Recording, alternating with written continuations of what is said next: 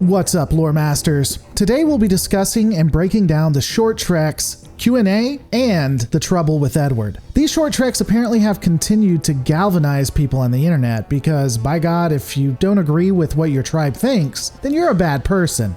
Isn't the internet the best? When analyzing the short trek Q&A, it's intriguing. It really reminds me of a bottle show. There are very few sets, the main one being very small, two characters that are interacting, and not much else. We usually see this as a cost-saving measure, but that seems odd with short treks and the amount of money being pumped into Star Trek today. Regardless, it's intriguing because people often like bottle shows more than others in Trek historically. Looking at Q&A specifically, Spock has just arrived on the USS Enterprise. No bloody A, B, C, or D. It can be disconcerting to see the Vulcan as an ensign and not the seasoned officer we're all accustomed to in the original series. However, this does set up his past to a degree. It adds more depth to him. Before we get to see what kind of officer he is with Kirk, the future icon is challenged and we watch him become who he is under the tutelage of Number One. Looking at this scene specifically, she would advise him that as a science officer, he should continue to ask questions. A lot of them. Her first challenge would be for him to annoy her with such queries.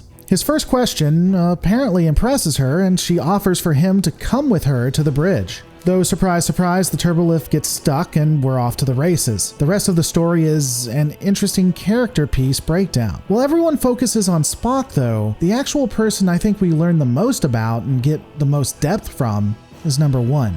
Through the questions, the background and outlook of Number One is made very clear. This being Star Trek Discovery, I'm unfortunately attuned, if not actively looking for issues with canon. This makes me hypersensitive to when they get something wrong, which isn't fair to them, I'll admit. But even with that bias, I'm going to have to be honest, I don't really have a lot of issues with the aesthetics, and we'll get more in depth on that at the end of the video, so stay tuned. Let's look at the interaction for now. There's quite a bit here when we look at it. We see basic confirmation that Number One did have a thing for Pike. Spock is able to utilize questions and logic to deduce information about Number One she doesn't want others to know, and they both seem to have their oddities. What will anger people is perhaps the ending of the episode with a strong character bonding point between Number One and Spock. There are two things about that. First, Spock appears to act wholly out of character in the scene from what we've seen in the future. Additionally, the bonding between the two observed here does not appear to carry over into the original series episode, The Cage. The two seem to become very close in a platonic sense, and that's never really hinted at later.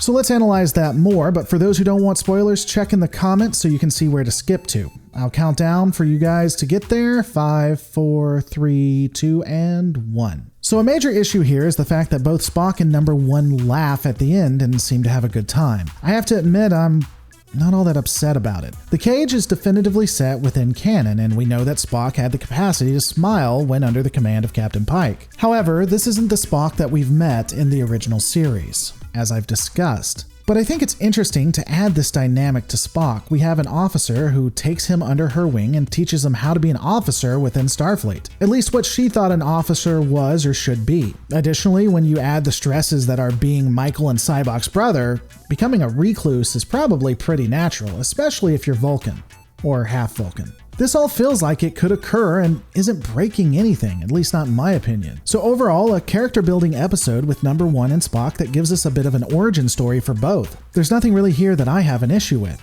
Though, I will admit, some may try to argue that the entire arc of Spock was him coming to grips of being half Vulcan and half human. First, that origin itself is a retcon, but we'll pretend that it's not and it was always planned to be like that. It seems consistent, if not logical, to me for Spock, who was under a father that expected him to be completely Vulcan, to gravitate to a Starfleet officer that would tell him to do the same thing and embracing that side. And then later, we see the loss of his sister and the idiocy of his brother, which would only reinforce that.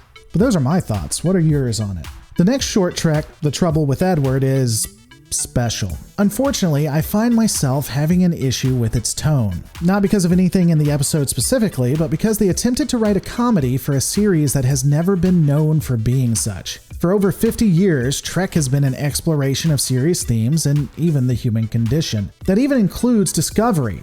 People don't like to admit it, but it does. There are those themes there. This episode is written as a comedy with no character growth and stumbling in the writing. Anyone who cares about spoilers, again, check in the comments below. We're going back to it in 5, 4, 3, 2, 1. The main thrust of the episode is that Edward is an idiot. The story starts with Lynn Losaro, who has been promoted from the Enterprise, no bloody A, B, C, or D, to captaining her own ship. It starts out with Captain Pike giving her some advice, stating that some people aren't on her level. The new captain is optimistic, feeling like everything is going to be great, and thus beams aboard the ship for a pretty tough mission. Ultimately, her ship is to assist a civilization on the edge of Klingon space without the Klingons knowing. Why this is being done by a small research ship that can't protect itself and not a Constitution-class ship that basically has the power of God for its era and can beat the hell out of anything that would be an affront to it, we'll just never know. Lynn appears to be getting along well with most everyone on board. Everyone except Edward. Edward, having some form of social anxiety, doesn't appear to be fitting in and is pretty rebellious to the captain. When she is having a roundtable with the department heads, Edward stands out in his inability to interact with her or others, nor can he really use the equipment in front of him. Once they are able to get it working, he shows the captain and other officers a tribble and suggests that they modify the animal so that it can be eaten on a large scale. This comes with the immediate disgust of all around the table, and I'm not completely sure why. We know that the Federation doesn't go vegan until the next generation, with outliers still existing like Sisko and O'Brien. In the original series, we see Kirk and others not only eating meat, but ordering the real deal at different bases and on planets. So the fact that he is suggesting a food source that could be plentiful is forward thinking. It's not as idiotic as it's portrayed. I would agree that it's problematic that he's unable to determine if tribbles are intelligent, and then would suggest simply making them brain damaged when he creates them, but he's just taking the wrong way. He's not going about it right. The idea isn't stupid in and of itself. The captain should have ordered others to assist him in determining if the animal was intelligent, and if it was, well, then that's that. You don't do anything with it.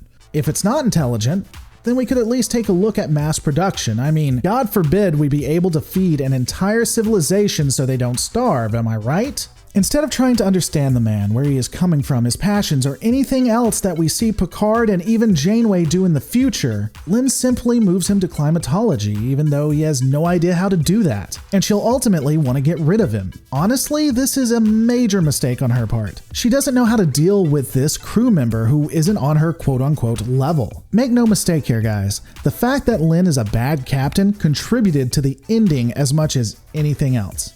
She handled this wrong, and because she did, Edward would move from inept to a malcontent. He then anonymously complains about her, and again, she handles it in the worst way possible. Lynn directly confronts him and tells him he's being transferred without any discussion. She doesn't go into why he thinks she's an idiot. She doesn't go into what his problems may be. She simply tries to transfer him to get him somewhere else to not deal with the problem. She is by definition what Picard would say a bad captain is. And not only that, this takes a malcontent and turns him into an agitator. With nothing to lose, Edward begins doing wild experiments behind her back. Unlike in TNG, DS9, and Voyager, when a science officer does this, we're supposed to be rooting for them. In this instance, we're supposed to be against Edward to find him aberrant and idiot. And of course, it wouldn't be a Discovery Area episode if that wasn't placed directly in our face telling us what to feel. Ultimately, it would be determined that Edward had genetically modified the tribbles and they would overrun the ship. Again, this shows the ineptitude of the captain, as she has no ability to stop the animals or do what it takes to save her crew. She simply lets creatures overrun her vessel, leaves an undefended Starfleet ship open to being captured near Klingon space, allows a planet to be infected and a population to be overrun, and is unable to stop the tribbles from getting into Klingon space. Her only response?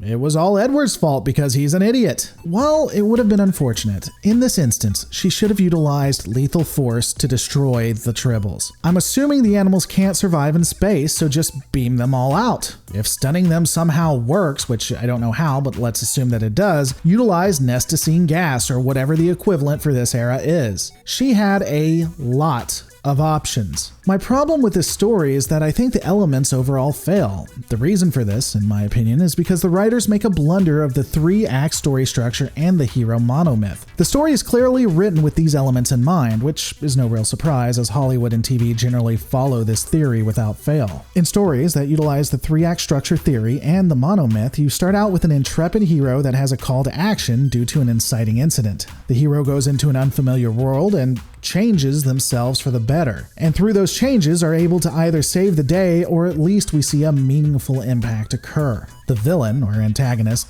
doesn't have this. And the problem is, neither Lynn nor Edward really change. Edward, who is the antagonist, arguably is the worst of the two as he never shifts at all. Lynn's real flaw is that she assumes everyone is as good as she is, and when presented with the opposite of that, she never changes to accommodate to help the other person. She doesn't help Edward become the best he could be. And because of that, she doesn't change, and neither does he. Now, it is possible for a hero to be negatively impacted, but the change has to be integral. Lynn starts out self-absorbed and she ends self-absorbed. That's why this is unsatisfying. So now, with the lore and meta-analysis done, let's kind of get into the nitty-gritty. A lot of people are upset that Edward finds a tribble, states that it doesn't breed quickly, and then uses his own DNA to make it so that it excessively breeds. It's argued that it completely breaks canon, and OMG, can you believe that? Just more fact that Discovery isn't in continuity. Unfortunately, taking the stance just means the critic who is saying it is either looking for a fight, uneducated on Trek overall, or wanting to be a part of the hate train and doesn't give jack all about actual Trek and how it works. First, this is honestly just a benign continuity break, if it's one at all. In the original series, the first time we see a ship using shields, the vessel with the shields up can't attack due to those specific shields. They're even called barriers or something like that. They can't beam through the shields and then all of a sudden can. In the same episode. In TNG, the Klingon Empire is a full-fledged part of the Federation. Their military a part of Starfleet. And then, all of a sudden, they aren't. Again, this occurs in the same season. In Deep Space Nine, apparently you can poison entire planets and be the good guys. And do we even need to get into Voyager? I mean, Threshold. Threshold.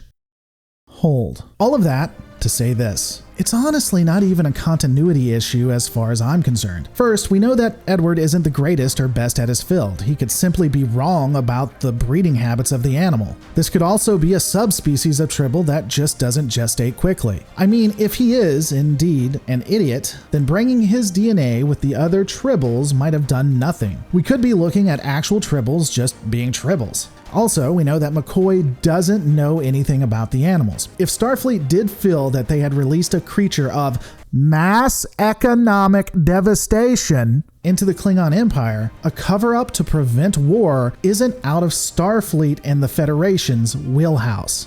I guess what I'm trying to say is Discovery has a ton wrong and a lot of reasons not to like it. Let's hate it for the reasons it should be hated, not jump at every chance to get angry. The last piece that I'm going to discuss is two noticeable points. First is the aesthetic and the changing of some things, including the turbolifts now being shaftless Mines of Doom, as well as if you listen closely, you can also hear the music from the Kelvin timeline. To be blunt here, guys, these are changes that I think would have been in the original series if they had had the same technology and don't impact what the story is. The bridge being bigger, the changing from shafts to Mines of Doom, and the music is all an attempt to update the look overall and doesn't fundamentally change anything. I'm sorry, I guess it'd be nice for some if this is what got my ire up, but I honest to God just feel it's a non-issue.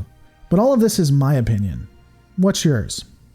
Let me know in the comments below. Don't forget to rate, comment, and subscribe, and I'll see you on the next Lore Reloaded.